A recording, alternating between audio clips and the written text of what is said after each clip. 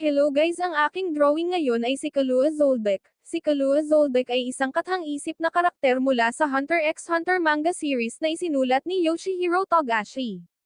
Si Kalua ay isang 12 taong gulang na batang lalaki na umalis sa kanyang dating buhay. Ang gitnang anak sa pamilyang Zoldyck, si Kalua ay nakabisado na ng maraming diskarte sa pagkuha ng buhay sa murang edad, at nakatakdang maging isa sa mga pinakamahusay sa pagkuha ng buhay na nagawa ng pamilya.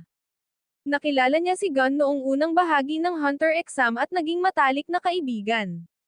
Sa una, gusto niyang hindi maging isang mangunguha ng buhay o isang hunter, ngunit sa halip ay maging kaibigan si Gon at samahan siya sa kanyang paglalakbay. Gayunpaman, kalaunan ay naging hunter siya pagkatapos na makapasa sa 388th Hunter exam.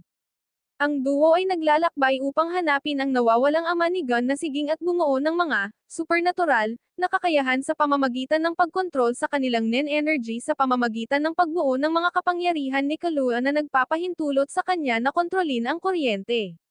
Ang karakter ay ginalugad din sa mga pelikula at video game. Si Kalua ay isa sa mga unang karakter na nilikha ni Togashi sa paggawa ng manga, na namumukod tangi bilang kaibigan ni Gon. Karamihan sa kanilang relasyon ay inspirasyon ng personalidad at murang edad ng pangunahing tauhan, habang si Kalua ay naimpluwensyahan ng ilang mga gawa na kinagigiliwan ni Togashi na magbasa at manood.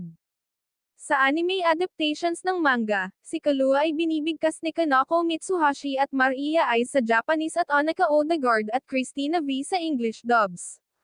Si Kalua ay naging isang sikat na karakter, na nagbigay inspirasyon sa iba pang mga karakter mula sa ibang manga pati na rin sa cosplay.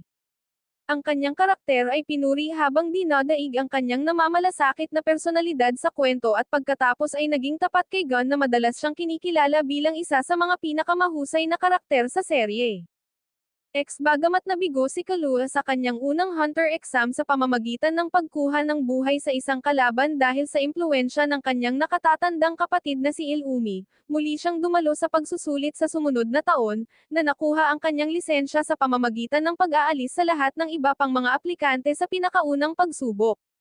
Nalaman ni Kalua at Gon ang tungkol sa nen mula sa wing at kalaunan ay nagsasanay pa sa ilalim ng Biscuit Kruger.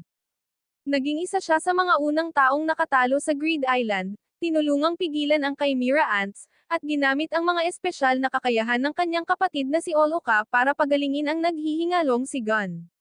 Nang malapit nang makilala ni Gon si Ging, nagpa siya si Kalua na humiwalay sa landas at maglakbay sa mundo kasama si Oloka. Kung nagustuhan niyo po ang aking video, huwag kalimutan mag-like, comment at follow. Thank you for watching.